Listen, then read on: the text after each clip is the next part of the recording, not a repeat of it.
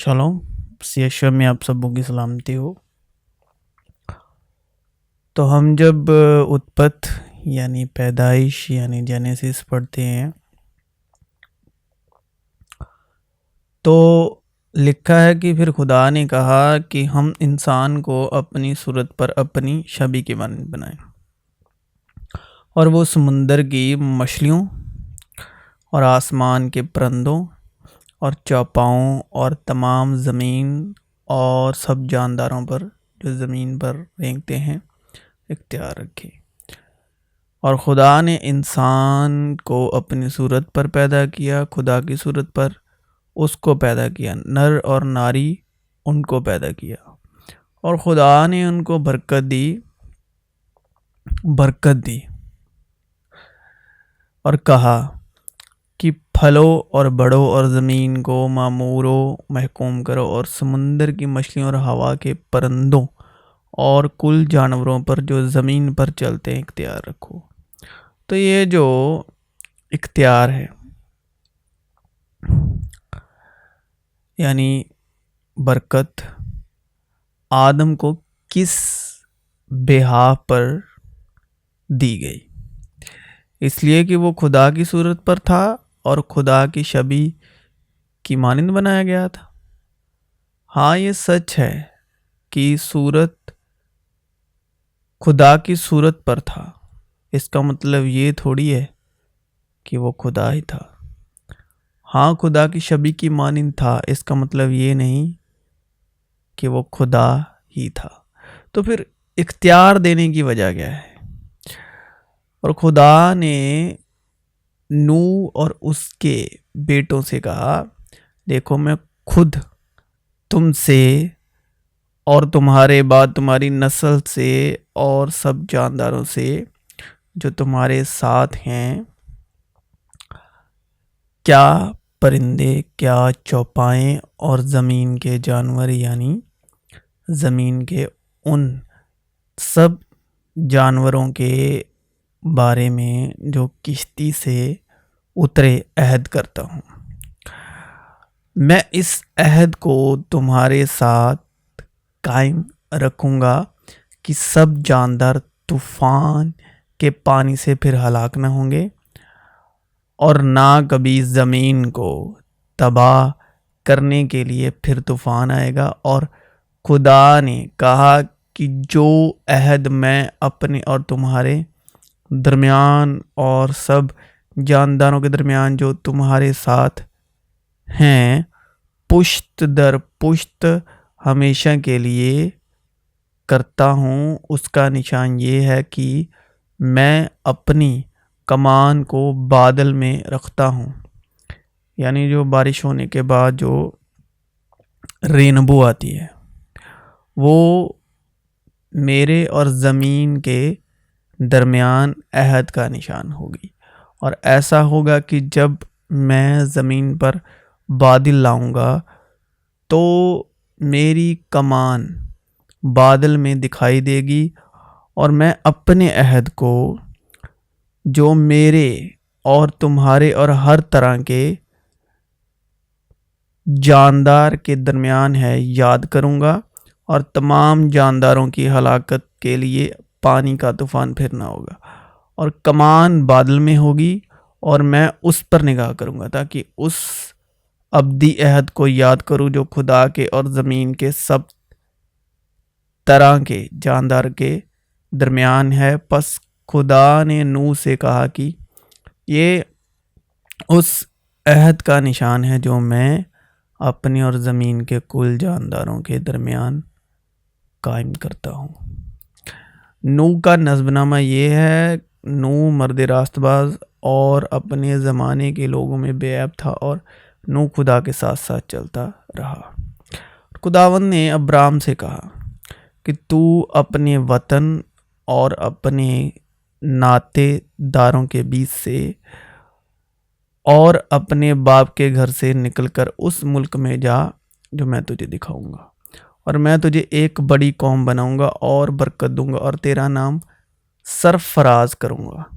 सो तू 22 बरकत हो जो तुझे मुबारक कहें उनको मैं बरकत दूंगा, और जो तुझ पर लान तान करे उस पर मैं लानत करूंगा, और ज़मीन के सब कबीले तेरे वसीले से बरकत पाएंगे।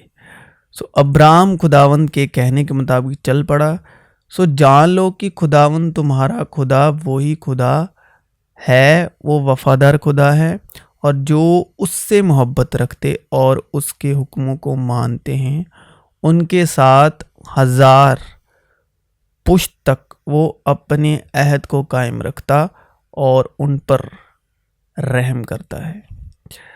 जब अब्राम 99 बरस का हुआ, 99 ईयर ओल्ड, तब खुदावंद अब्राम को नजर आया और उससे कहा कि मैं खुदाए कादिर हूँ, तू मेरे हजूर में चल और कामिल हो, और मैं अपने और तेरे दरमियान अहद बांधूंगा और तुझे बहुत ज़्यादा बढ़ाऊंगा। तब अब्राम सरनीगुन हो गया और खुदा ने उससे हम कलाम होकर फरमाया कि देख, मेरा अहद तेरे साथ है और तू बहुत कौमों का बाप होगा, और तेरा नाम फिर अब्राम नहीं कहलाएगा बल्कि तेरा नाम अब्राहम होगा, क्योंकि मैंने तुझे बहुत कौमों का बाप ठहरा दिया है, और मैं तुझे बहुत बड़ोमंद करूँगा और कौमें तेरी नस्ल से होंगी और बादशाह तेरी औलाद में से बरपा होंगे, और मैं अपने और तेरे दरमियान और तेरे बाद तेरी नस्ल के दरमियान उनकी सब पुश्तों के लिए अपना अहद जो अब्दी अहद होगा बांधूंगा, ताकि मैं तेरा और तेरे बाद तेरी नस्ल का खुदा रहूं, और मैं तुझको और तेरे बाद तेरी नस्ल को कनान का तमाम मुल्क जिसमें तू परदेसी है ऐसा दूंगा कि वो दायमी मलकियत हो जाए, और मैं उनका खुदा होऊंगा। फिर खुदा ने अब्राहम से कहा कि तू मेरे अहद को मानना और तेरे बाद तेरी नस्ल पुश्त दर पुश्त उसे माने, और मेरा अहद जो मेरे और तेरे दरमियान और तेरे बाद तेरी नस्ल के दरमियान है, और जिससे तुम मानोगे, सो ये है कि तुम में से हर एक फर्जंदे नारीना का खतना किया जाए, और तुम अपने बदन की खलड़ी का खतना किया करना, और ये उस अहद का निशान होगा जो मेरे और तुम्हारे दरमियान है। तुम्हारे हाँ पुश्त दर पुश्त हर लड़के का खतना जब वो 8 रोज़ का हो किया जाए, ख्वाह वो घर में पैदा हो ख्वाह उसे किसी परदेसी से खरीदा हो, जो तेरी नस्ल से नहीं। लाजिम है कि तेरे खानजाद और तेरे जर खिरद का खतना किया जाए, और मेरा अहद तुम्हारे जिस्म में अब्दी अहद होगा। तो इसका जवाब मिलता है हमें रूहुल कुद्स की मदद से रोमियो 9 बाब में। मैं मसीह में सच कहता हूँ, झूठ नहीं बोलता, और मेरा दिल भी रूहुल कुद्स में गवाही देता है कि मुझे बड़ा गम है और मेरा दिल बराबर दुखता रहता है, क्योंकि मुझे यहाँ तक मंजूर होता कि अपने भाइयों की खातिर जो जिस्म के रूह से मेरे कराबती हैं, मैं खुद मसीह से महरूम हो जाता। वो इज़राइली हैं और लपालक होने के हक और जलाल और अहूद और शरीयत और इबादत और वादे उन्हीं के हैं, और कौम के बुजुर्ग उन्हीं के हुए, और जिस्म के रूह से मसीह भी उन्हीं में से हुआ, जो सबके ऊपर और अब तक खुदाए महमूद है, आमीन। लेकिन ये बात नहीं कि खुदा का कलाम बातिल हो गया, इसलिए कि जो इज़राइल की औलाद हैं वो सब इज़राइली नहीं, और ना इब्राहिम की नस्ल होने के सबब से सब फर्जंद ठहरे, बल्कि ये लिखा है कि इसहाक ही से तेरी नस्ल कहलाएगी। यानी जिस्मानी फर्जंद खुदा के फर्जंद नहीं बल्कि वादे के फर्जंद नस्ल गिने जाते हैं, क्योंकि वादे का कौल ये है कि मैं इस वक्त के मुताबिक आऊँगा और सारा के बेटा होगा।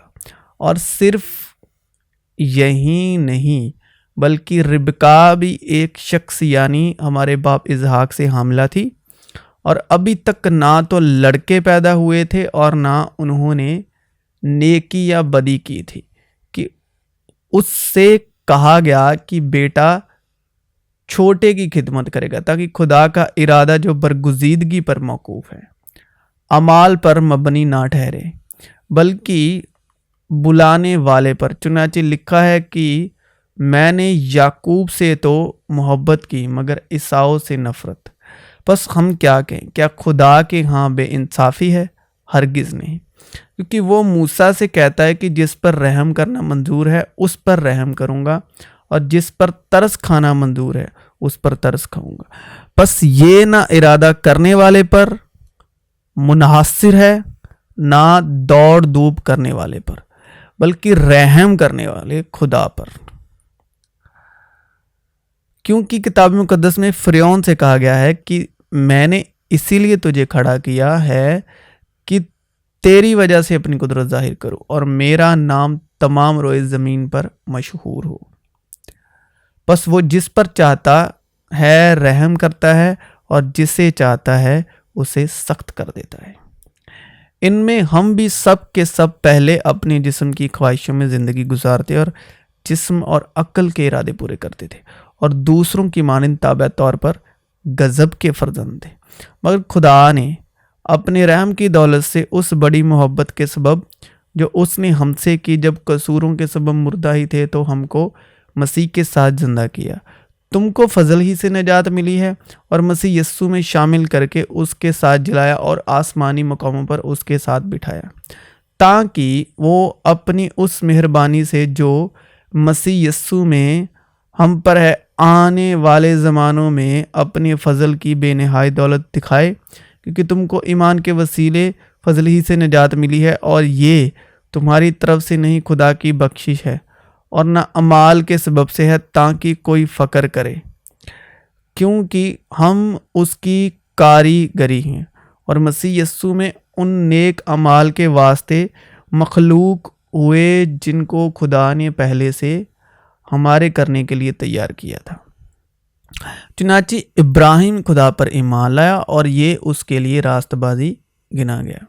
पर जान लो कि जो ईमान वाले हैं वही इब्राहिम के फर्जंद हैं, और किताब मुकद्दस ने पेशतर से ये जानकर कि खुदा गैर कौमों को ईमान से रास्तबाज ठहराएगा, पहले ही से इब्राहिम को ये खुशखबरी सुना दी कि तेरे बायस सारी कौमें बरकत पाएंगी।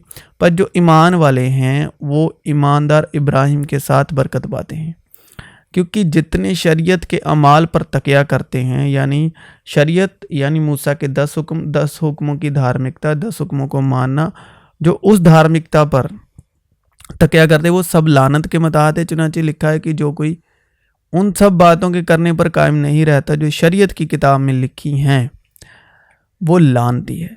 और ये बात जाहिर है कि शरीयत के वसीले से कोई शख्स खुदा के नज़दीक रास्तबाज धर्मी नहीं ठहरता, क्योंकि लिखा है कि रास्तबाज ईमान से विश्वास से जीता रहेगा। और शरीयत को यानी मूसा की व्यवस्था को ईमान से कुछ वास्ता नहीं, बल्कि लिखा है कि जिसने इन पर अमल किया वो इनके सबब से जीता रहेगा। मसीह जो हमारे लिए लानती बना, उसने हमें मोल लेकर शरीयत की लानत से छुड़ाया, क्योंकि लिखा है कि जो कोई लकड़ी पर लटकाया गया वो लानती है, ताकि मसीह यस्सु में अब्राहम की बरकत गैर कौमों तक भी पहुँचे और हम ईमान के वसीले से उस रूह को हासिल करें जिसका वादा हुआ है। ऐ भाइयों, मैं इंसान के तौर पर कहता हूँ कि अगरचे आदमी ही का अहद हो, जब उसकी तस्दीक हो गई तो कोई उसको बातिल नहीं करता और ना उस पर कुछ बढ़ाता है। बस इब्राहिम और उसकी नस्ल से वादे किए गए। वो ये नहीं कहता कि नस्लों से, जैसा बहुतों के वास्ते कहा जाता है, बल्कि जैसा एक के वास्ते कि तेरी नस्ल को, और वो मसीह है।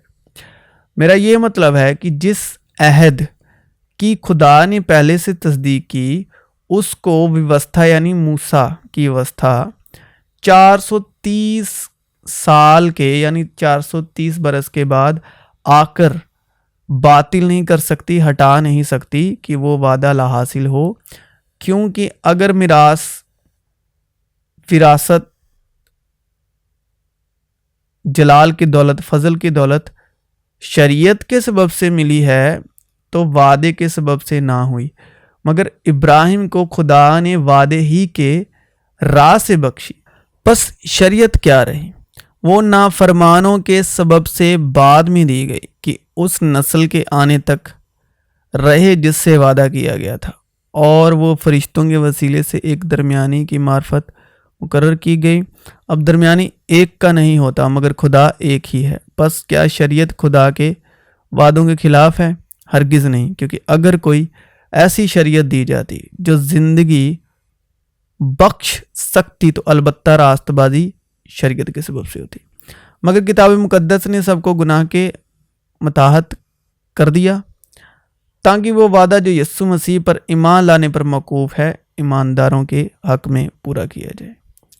तो मूसा की शरीयत दिए जाने से पहले खुदावंद किस वजह से उनको मिस्र की गुलामी से छुड़ा के लेके आए थे?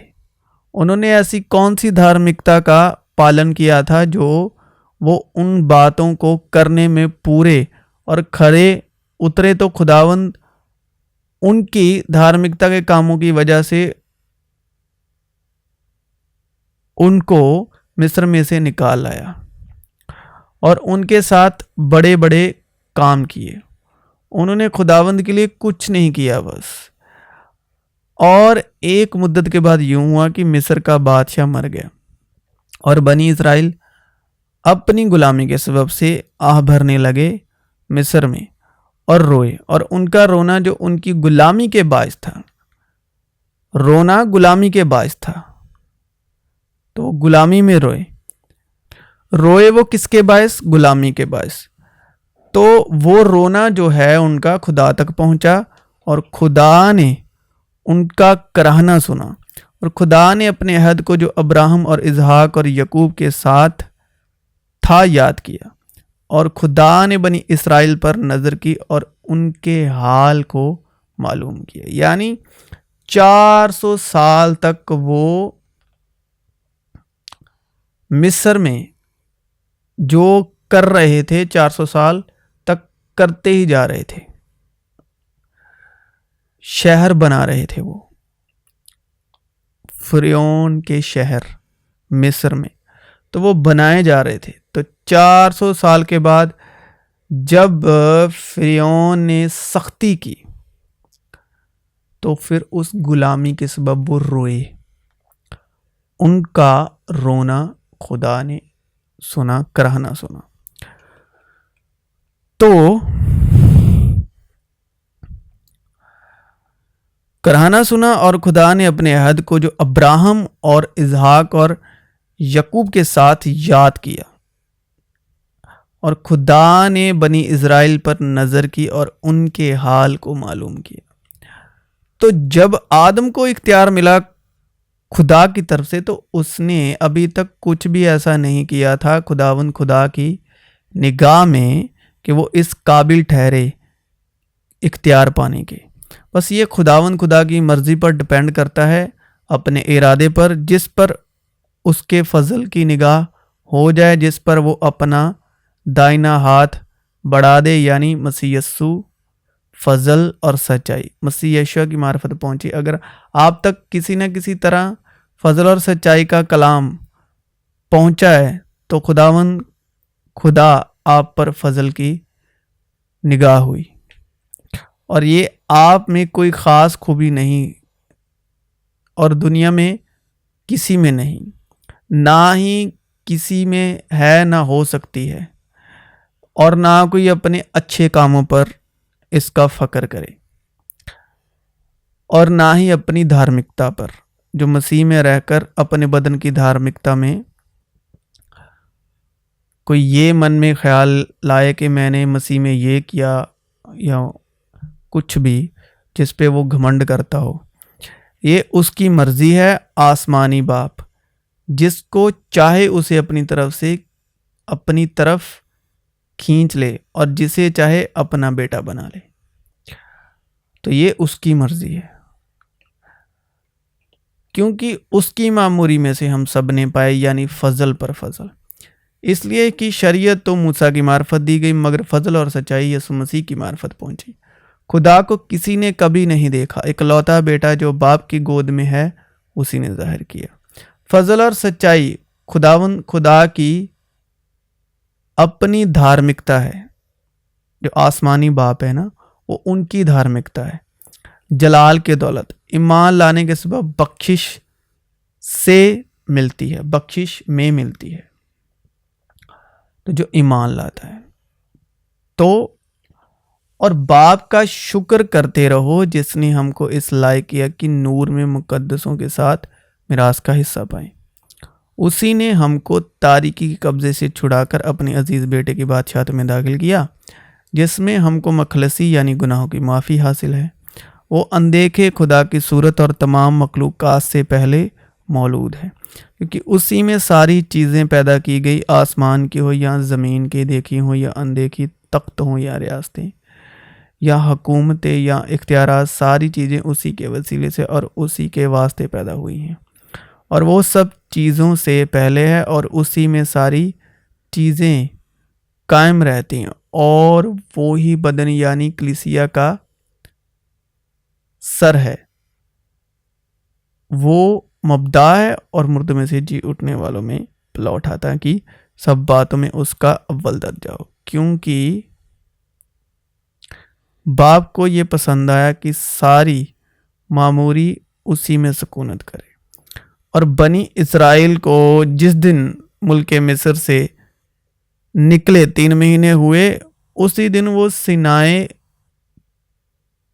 सिना के बियाबान में आए। और जब वो राफीदिम से रवाना होकर सिना के बियाबान में आए तो बियाबान ही में डेरे लगा लिए। सो वही पहाड़ के सामने इजराइलियों के डेरे लगे और मूसा उस पर चढ़कर खुदा के पास गया और खुदावन ने उससे पहाड़ पर से पुकार कर कहा कि तू यकूब के खानदान से यूं कह और बनी इसराइल को ये सुना दे कि तुमने देखा कि मैंने मिस्रियों से क्या क्या किया और तुमको गोया और काब के परों पर बिठाकर अपने पास ले आया।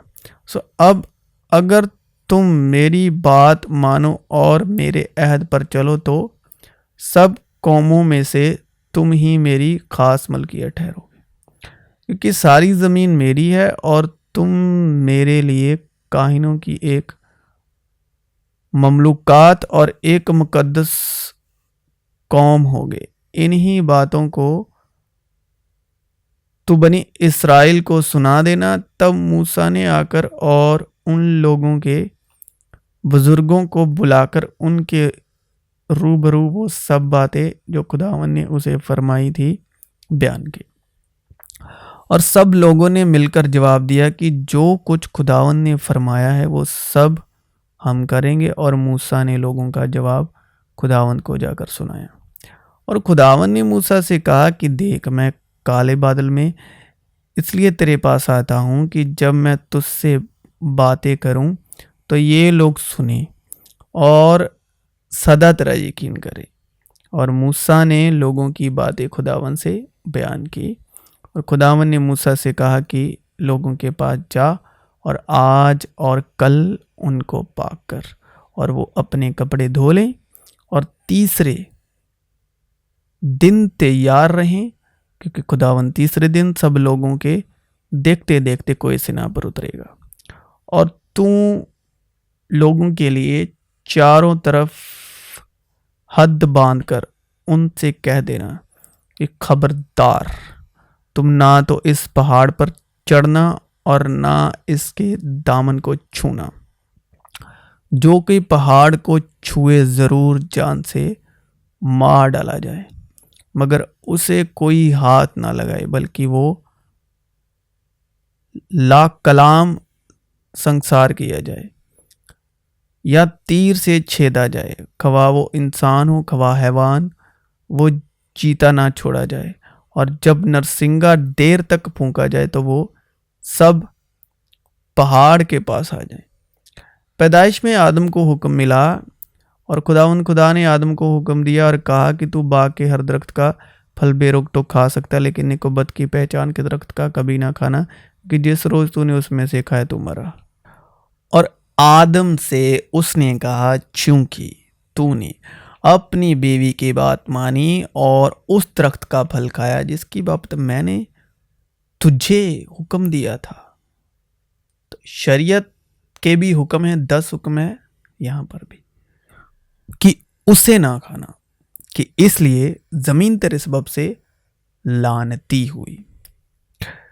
मुशक्कत के साथ तू अपनी उम्र भर उसकी पैदावार खाएगा और वो तेरे लिए कांटे और ऊंट कुटारे उगाएगी और तू खेत की सब्जी खाएगा। तू अपने मुंह के पसीने की रोटी खाएगा जब तक कि ज़मीन में तू फिर लौट ना जाए, इसलिए कि तू उससे निकाला गया है, क्योंकि तू खाक है और खाक में फिर लौट जाएगा।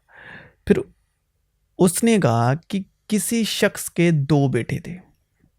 उनमें से छोटे ने बाप से कहा कि ए बाप, माल का जो हिस्सा मुझको पहुंचता है मुझे दे। उसने अपना माल मत्ता उन्हें बांट दिया और बहुत दिन ना गुजरे कि छोटा बेटा अपना सब कुछ जमा करके दूर दराज मुल्क को रवाना हुआ और वहाँ अपना माल बद चलनी में उड़ा दिया। और जब सब खर्च कर चुका तो उस मुल्क में सख्त काल पड़ा और वो मोहताज होने लगा। फिर उस मुल्क के एक बाशिंदे के यहाँ जा पड़ा। उसने उसको अपने खेतों में सूअर चराने भेजा और उसे आरजू थी कि जो फालियां सूअर खाते थे उन्हीं से अपना पेट भरे, मगर कोई उसे ना देता था। फिर उसने होश में आकर कहा कि मेरे बाप के कितने ही मजदूरों को रोटी इफरत से मिलती है और मैं यहाँ भूखा मर रहा हूँ। मैं उठकर अपने बाप के पास जाऊंगा और उससे कहूंगा कि ऐ बाप, मैं आसमान का और तेरी नजर में गुनाहगार हुआ, अब इस लायक नहीं रहा कि फिर तेरा बेटा कहलाऊं। मुझे अपने मजदूरों जैसा कर ले। बस वो उठकर अपने बाप के पास चला। वो अभी दूर ही था कि उसे देखकर उसके बाप को तरस आया और दौड़कर उसको गले लगा लिया और भूसे लिए। बेटे ने उससे कहा कि ऐ बाप, मैं आसमान का और तेरी नज़र में गुनाहगार हुआ, अब इस लायक नहीं रहा कि फिर तेरा बेटा कहलाऊं।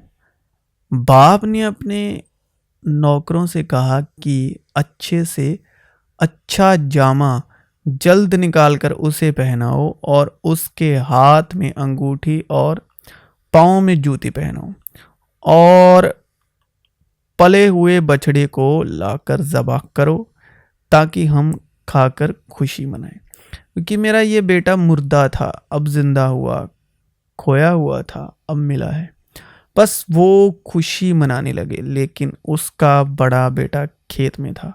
अब वो आकर घर के नज़दीक पहुंचा तो गाने बजाने और नाचने की आवाज़ सुनी और एक नौकर को बुलाकर दरियाफ्त करने लगा कि ये क्या हो रहा है। उसने उससे कहा, तेरा भाई आ गया है और तेरे बाप ने पला हुआ बछड़ा ज़बां कराया है, इसलिए कि उसे भला चंगा पाया। वो गुस्से हुआ और अंदर जाना ना चाहा, मगर उसका बाप बाहर जाके उसे बनाने लगा।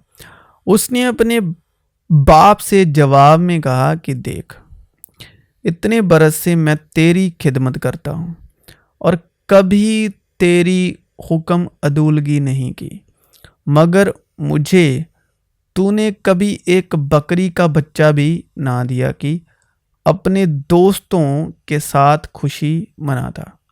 लेकिन जब तेरा ये बेटा आया जिसने तेरा माल मत्ता कस्बियों में उड़ा दिया, तो उसके लिए तूने पला हुआ बछड़ा ज़बह कराया।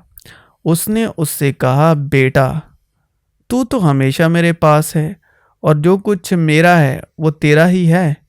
लेकिन खुशी मनानी और शादमान होना मुनासिब था, क्योंकि तेरा ये भाई मुर्दा था, अब जिंदा हुआ, खोया हुआ था, अब मिला है।